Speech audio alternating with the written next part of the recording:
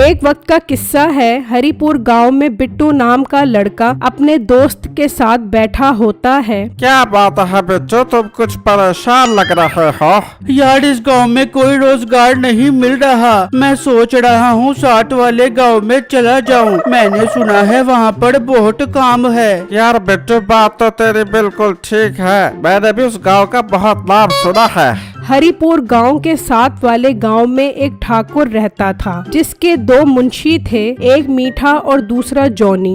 मीठे और जॉनी, कोई नया शिकार इस गांव में आया है कि नहीं? ठाकुर साहब, तलाश जारी है, अभी तक कोई शिकार हाथ नहीं चढ़ा। जबकि दूसरी तरफ बिट्टू लकड़ी का संदूक उठाकर दूसरे गांव की तरफ निकल पड़ता है। जब वो दूसरे गांव पहुंचता है तो उसे एक पुराना घर नजर आता है। यार अगर मुझे ये घर मिल जाए तो मैं इसको नया बनाकर इसमें रह सकता हूँ। तभी वहाँ से एक आदमी गुजर रहा होता है। भाई साहब इधर आए, मैंने आपसे जरूरी बात करनी है। तो वो आदमी बिट्टू के पास आता है। भाई क्या जरूरी बात करनी है? भाई क्या आप मुझे बता सकते हो कि ये घर किसका है? मैंने ये घर रहने के लिए लेना है। भाई ये घर तो इस गांव के ठाकुर साहब का है। ठाकुर साहब कहाँ रहते हैं? मुझे उनका पता बता दो, मैं उनसे मिल लेता हूँ। फिर वो आदमी ठाकुर साहब का पता बताता है और वहाँ से चला जाता है और बिट्टू उस पते पर ठाकुर के पास पहुँच जाता है।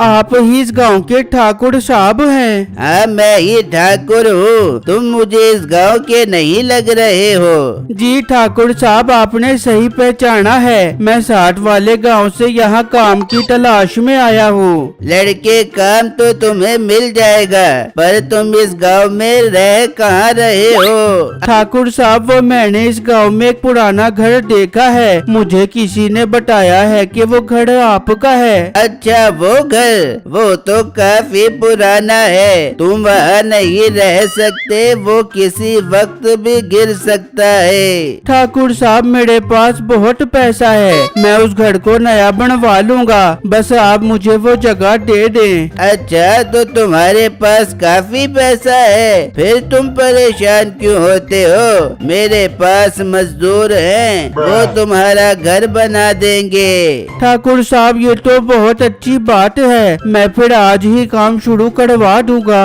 रुको, मैं तुम्हारा मसला हल करता हूँ। मीठे और जॉनी इधर आओ। फिर मीठा और जॉनी आते हैं। मीठे और जॉनी, ये लड़का इस गांव में नया आया है, इसके साथ चले जाओ और पुराने घर को नया बनाकर साफ कर दो।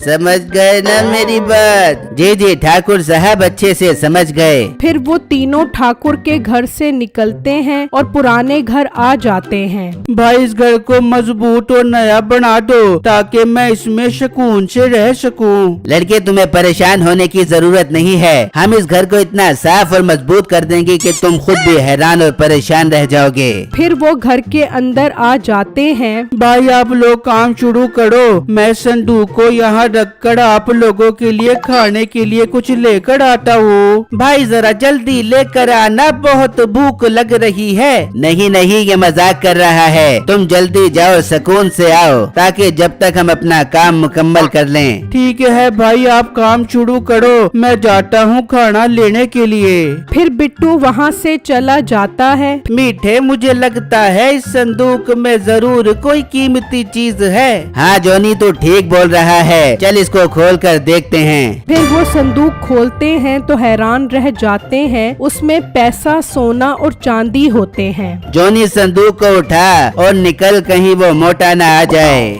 फिर वो संदूक उठाकर वहाँ से चले जाते हैं और ठाकुर के पास आ जाते हैं। वाह जॉनी और मीठे, तुम लोगों ने कमाल कर दिया। चलो इस संदूक को मेरी अलमारी में रख दो। जबकि दूसरी तरफ बिट्टू आता है तो देखकर हैरान रह जाता है। हाय, मैं लुट गया, मैं बर्बाद हो गया, मेरी जिंदगी की सारी जमा पूंजी वो चोर लेकर चले गए। बिट्टू परेशान ठाकुर के पास आता है। ठाकुर साहब मैं लुट गया, मैं बर्बाद हो गया। लड़के क्या हुआ है, जरा सुकून से बताओ। ठाकुर साहब वो जो मजदूर आपने मेरे साथ भेजे थे वो मेरा पैसों और सोने चांदी से बड़ा संदूक चोरी करके ले गए। ओहो, ये तो बहुत बुरा हुआ है। तुम मेरे साथ चलो, उनको ढूंढते हैं। अगर वो मेरे हाथ लग गए तो उनको ऐसी सजा दूंगा कि वो याद करेंगे। फिर ठाकुर और बिट्टू जाने लगते हैं तो ठाकुर की जेब से एक सोने का सिक्का गिरता है। बिट्टू उसे उठा लेता है और देखकर हैरान रह जाता है। ठाकुर साहब ये तो मेरा सोने का सिक्का है, इसका मतलब आप भी उन चोरों के साथ मिले हुए हो। लड़के आखिर तुझे सच पता ही लग गया। मीठे और जोनी बाहर आ जाओ। फिर वो दोनों आ जाते हैं। मीठे और जोनी से सब पता लग गया है। इसको इतना मारो कि ये किसी को भी ये बात ना बता सके।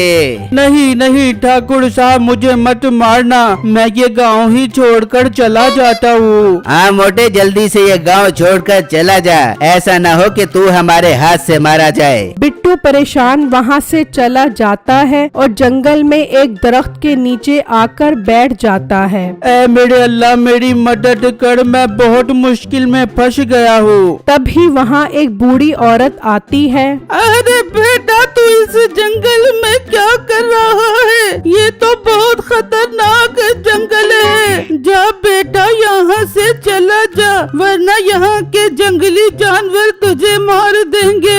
अम्मा जी जिंदगी से तो बेहतर है कि इस जंगल के जंगली जानवर मुझे मार दें। बेटा क्या हुआ? तू ऐसी मायूसियों वाली बातें क्यों कर रहा है? फिर बिट्टू उस बूढ़ी औरत को सारी बातें बताता है। बेटा ये तो तेरे साथ बहुत बुरा हुआ है, तू फिक्र मत कर, मैं तेरा मसला हल कर देती हूँ। तू उस घर में जा और देखी, अब वो बहुत बड़ा महल बन चुका होगा। क्या माँ जी आप सच बोल रही हो? हाँ बेटा मैं सच कह रही हूँ। पर अम्मा जी मेरा सोना चांदी और पैसों से बड़ा संदूक कैसे मिलेगा? तो बूढ़ी औरत कुछ पढ़ती है तो एक संदूक आ जाता है। बेटा ये संदूक घर जाकर रख दे, और एक बात याद रखी, तूने इस संदूक को नहीं खोलना। पर अम्मा जी मैं इसे क्यों ना खोलूं? बेटा जो मैंने कहा है वो कर, फिर देखी तेरे सारे मसले हल हो जाएंगे।